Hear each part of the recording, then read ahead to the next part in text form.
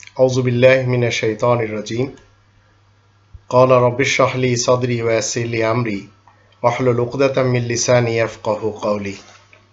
সম্মানিত দর্শক এবং শ্রোতাবৃন্দ, আপনাদের সকলকে জানাই সালামুন আলাইকুম।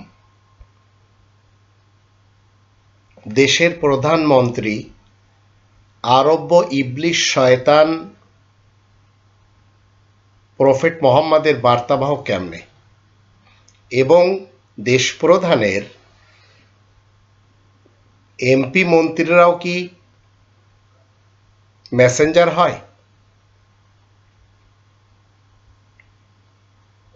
মেসেঞ্জারের বাংলাতে আমরা কি বলি? বার্তাবাহক। আরবিতে বলা হয় রাসূল। কোরআন যে রাসূলদের কথা বলে সেগুলি সব কোরআনে মজুদ রয়েছে। কোরআনের বাইরে কেউ যদি রাসূল হওয়ার দাবিদার হয় তাহলে সে হবে ইবলিস এবং শয়তান। রাসূল অর্থ সাধারণ বার্তাবাহক, আর রাসূল অর্থ বিশেষ বার্তাবাহক। আর রাসূল যারা রবের 114টি চিঠি পৌঁছে দেন, 6348টি ভার্সেস পৌঁছে দেন, তারা হলেন রবের বিশেষ বার্তাবাহক রাসূল।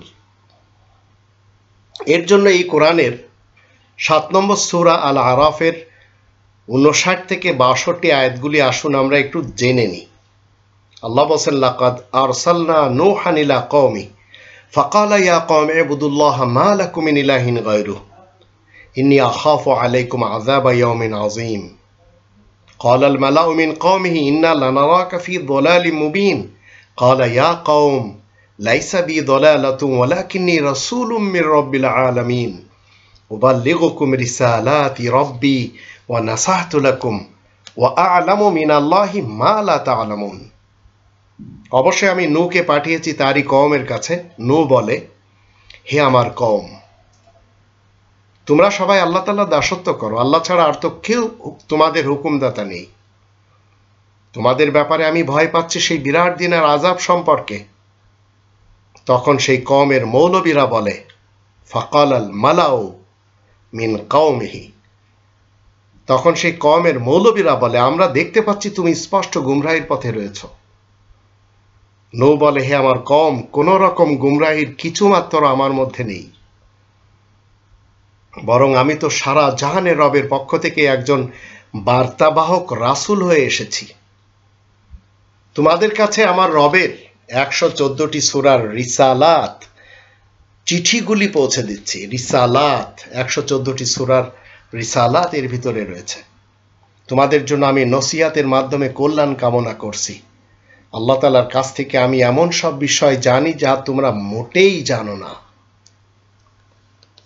এ হচ্ছে একজন রাসূল আল্লাহ তাআলার পক্ষ থেকে এই বার্তা নিয়ে আসবেন, এই চিঠিগুলি পৌঁছাবেন।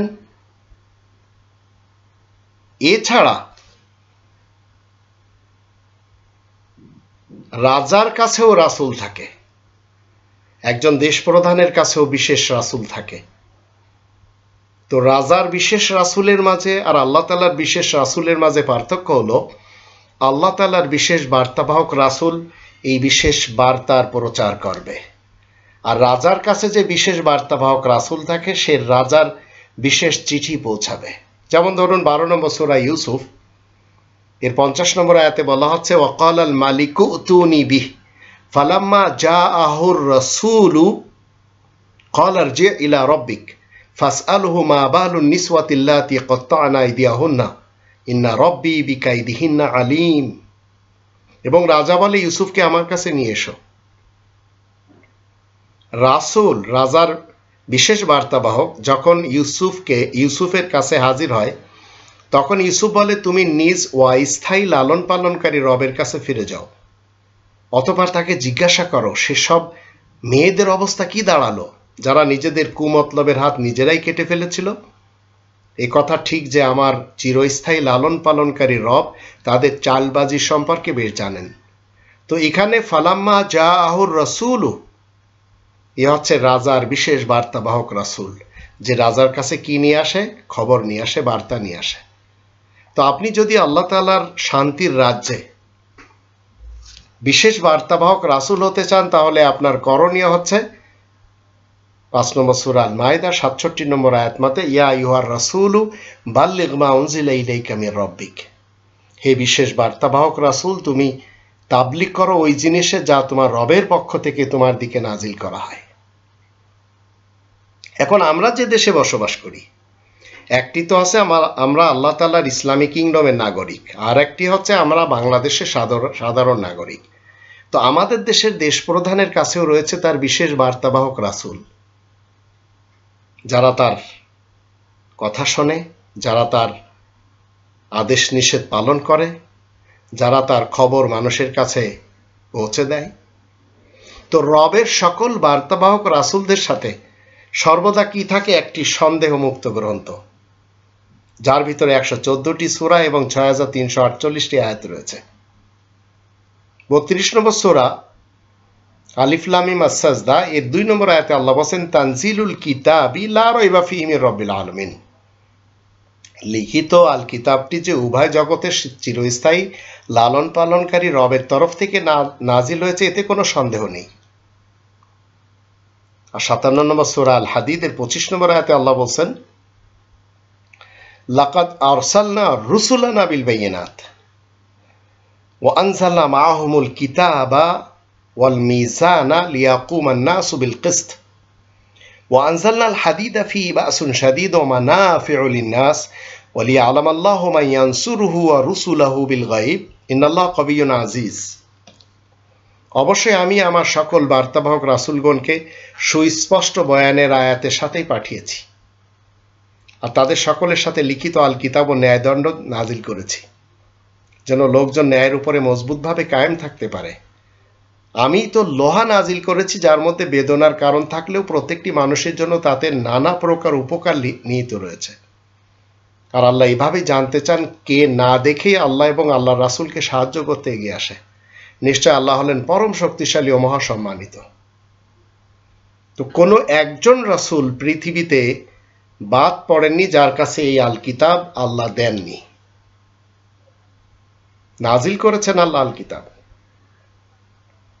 তো রবের নাজিলের গ্রন্থকে যে যখন যেখান থেকে পৌঁছাবে সেই হবে বিশেষ বার্তাবাহক রাসূল, আর আয়াত প্রচারের কারণে প্রশংসিত মুহাম্মদও হবে।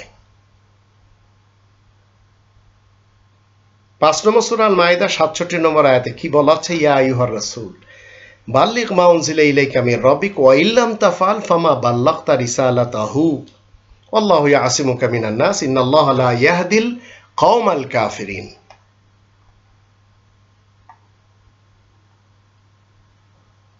এখানে আল্লাহ রাব্বুল আলামিন কি বলছেন? হে বিশেষ বার্তাবাহক রাসূল, তোমার রবের তরফ থেকে তোমার কাছে যা নাজিল হয়েছে শুধু তারই তুমি জনগণের কাছে তাবলীগ করো। তুমি যদি তা না করতে পারো তাহলে তো তুমি রবের রিসালাতকে পৌঁছে দিতে পারলে না। প্রতিটি মানুষের কাছ থেকে তোমাকে আল্লাহ রক্ষা করবেন। নিশ্চয় আল্লাহ আয়াত গোপনকারী কাফের কমকে হিদায়াত করেন না। তো যখন আপনি আল্লাহ তাআলার আয়াতকে ডেলিভারি দিবেন, তখন আল্লাহ তাআলার দৃষ্টিতে আপনি কি হবেন? মুহাম্মদ, আয়াত প্রচারের কারণে প্রশংসিত। এই মুহাম্মদ এমন একটি উপাধি যে কারোর বাবা দাদা নানা পরনানা হয় না। 33 নম্বর সূরা আল আহজাবের 40 নম্বর আয়াতে বলা হচ্ছে মা কানা মুহাম্মাদুন আবা আহাদিম মির রিজালিকুম ওয়ালাকিন রাসূলুল্লাহি ওয়া খাতামান নাবিয়্যিন ওয়া কানা আল্লাহু বিকুল্লি শাইইন আলিমা। আয়াত প্রচারের কারণে প্রশংসিত মুহাম্মদ তো তোমাদের মধ্যকার কোনো পুরুষের বাবা দাদা নানা পরনানা নয়, কিন্তু মুহাম্মদ তো আল্লাহ তাআলার প্রেরিত রাসূল এবং সকল বিশেষ খবরদাতা নবীদের সিল মোহর, আর আল্লাহ তো সব কিছুই বেশ জানেন।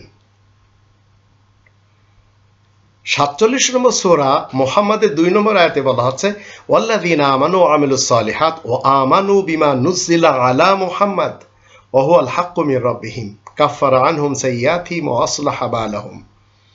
আর যারা ঈমান এনে সংশোধনের কাজ করে আর আয়াত প্রচারের কারণে প্রশংসিত মুহাম্মাদের কাছে যা কিছু এই কোরআন থেকে যা কিছু নাজিল করা হয়েছে সেসবের প্রতি যারা আস্থাবান, আসলে তা যে তাদেরই রবের পক্ষ থেকে সত্য সঠিকভাবে নাজিল হয়েছে, আল্লাহ তাদের দোষ ত্রুটি দূর করবেন, তাদের অবস্থা শুধরে দেবেন। আর সূরা আল ইমরান 3 নম্বর সূরার 144 আয়াতে কি বলা হচ্ছে? ওমা মুহাম্মাদুন ইল্লা রাসূল কদ খালাত মিন ক্বাবলিহির রুসুল আফা ইম্মাতা ওয়া কুতিলান ক্বালাবতুম আলা আকাবিকুম ওয়া মান ইয়ানকালিব আলা আকিবাইহি ফালা ইয়াদুরুল্লাহা শাইআ ওয়া সায়াজজিল্লাহু শাকিরিন। আর আয়াত প্রচারের কারণে প্রশংসিত মুহাম্মদ হলো একজন বার্তাবাহক রাসূল, তা ব্যতীত আর কিছুই না। মুহাম্মাদের পূর্বে সকল বিশেষ বার্তাবাহক রাসূলগণ অতীত হয়ে গেছে। তাই মুহাম্মদ যদি মৃত্যুবরণ করে অথবা তাকে কতল করা হয়, তাহলে তোমরা কি পিঠ ফিরে যাবে? যদি কেউ পিঠ ফিরে যায় তাহলে তাতে আল্লাহ তাআলার কিছুমাত্র ক্ষতি হবে না। আর যারা কৃতজ্ঞতা প্রকাশ করে এমন বান্দাদেরকে আল্লাহ শীঘ্রই পুরস্কার দিবেন। তো আয়াত প্রচারের কারণে প্রশংসিত মুহাম্মদ সর্বযুগে থাকে। তার জীবন শেষ হয়ে গেলে মৃত্যুবরণ করে অথবা তাকে হত্যা করা হয়, এরপর আবার আর একজন আসে। তো প্রত্যেক এলাকায় রয়েছে, প্রত্যেক ভাষায় রয়েছে, আমাদের ভাষায়ও রয়েছে। এখন মুহাম্মাদের সঙ্গী সাথীরা কেমন হয়? 48 নম্বর সূরা আল ফাতহ 29 নম্বর আয়াতে বলা হচ্ছে মুহাম্মাদুর রাসূলুল্লাহ ওয়াল্লাযীনা মাআহু আশিদ্দাউ আলাল কুফারি রুহামাউ বাইনাহুম তারাহুম রুকআন সুজদা ইয়াবতাগুনা ফাদলাম মিনাল্লাহি ওয়া রিদওয়ানা সীমাহুম ফি উজুহিহিম মিন আসারিস সুজুদ যালিকা মাসালুহুম ফিত তাওরাতি ওয়া মাসালুহুম ফিল ইনজিল কাযারইন আখরাজা শাতআহু ফাআযারাহু ফাস্তাগলাযা ফাস্তাওয়া আলা সুকি يعجب الزراع ليغيظ بهم الكفار وعد الله الذين آمنوا وعملوا الصالحات منهم مغفرة وأجرا عظيما। আয়াত প্রচারের কারণে প্রশংসিত মুহাম্মদ আল্লাহ তাআলার বার্তাবাহক রাসূল, আর যারা তার সাথে সম্পর্ক রাখে তারা আয়াত গোপন করার কারণে অবাধ্য কাফিরদের মোকাবেলায় খুবই তৎপর হয়, আর নিজেদের মধ্যে তারা বড়ই রহমদিল হয়। তাদেরকে দেখবে কখনো তারা রুকু করবে, আবার কখনো সেজদা করবে, আর তারা আল্লাহ তাআলার সাহায্য সামগ্রী ও সন্তুষ্টি লাভের জন্য সচেষ্ট থাকে। তাদের পরিচয় পাওয়া যায় চেহারায় সাজদার চিহ্নের মারফতে। তাদের এই গুণাবলী বিশেষ আইন আর তাওরাতে আর বিশেষ সুসংবাদ আল ইনজিলে বিদ্যমান রয়েছে। ঠিক যেমন ফসল ফলার জন্য বীজ অঙ্কুর বের করে, তারপর সেটাকে শক্তিশালী করে তোলে, তারপরে সেটা সোজাভাবে দাঁড়ায়, আশ্চর্যজনক ফলন্ত ফসল যা দেখে কৃষকদের মনে আনন্দ হয়। আল্লাহ ওয়াদা করেছেন তাদের সাথে যারা তাদের মধ্যে ঈমান আনবে আর সংশোধনের কাজ করবে তাদেরই জন্য তো ক্ষমা ও বিরাট পারিশ্রমিক রয়েছে। তো এই আয়াতগুলি প্রমাণ কি করছে? মুহাম্মাদুর রাসূলুল্লাহ যে আসনে রয়েছেন সেই আসনে আরব ইতিহাসের লড়াকু মুহাম্মদ ইবনে আবদুল্লাহ বসার চেষ্টা করে চলেছে 1400 বছর থেকে।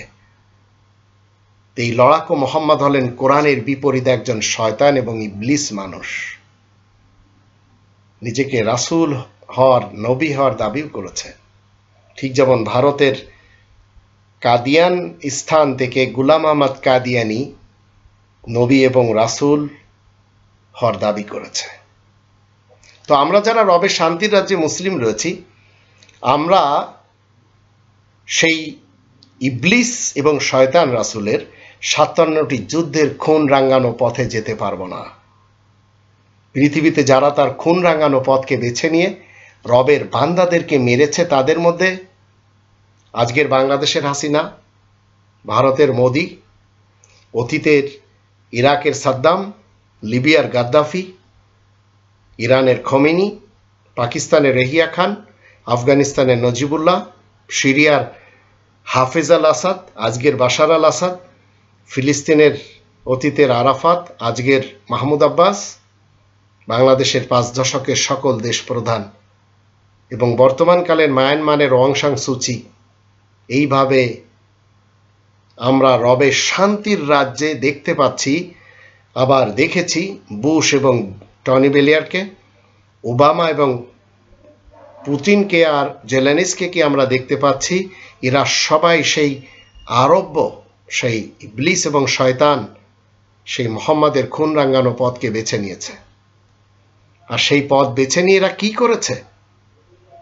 তার রাসূল হয়ে তার বার্তাবাহক হয়ে পৃথিবীবাসীদেরকে বার্তা দিচ্ছে এবং দিয়েছে যে আমরা মানুষ মেরেছি। তারা সবাই মূলত সেই আরব শয়তান এবং ইবলিস, সেই মুহাম্মদ ইবনে আবদুল্লাহর হয়ে কাজ করেছে এবং করে চলেছে। অতীতের হিটলার বলেন, মুসলিনি বলেন, জিন্না বলেন, নেহেরু বলেন, গান্ধী বলেন, এরা মানুষ মেরেছে। এরা সবাই সেই আরব্য ইবলিস এবং শয়তানের পদাঙ্ক অনুসরণ করেছে।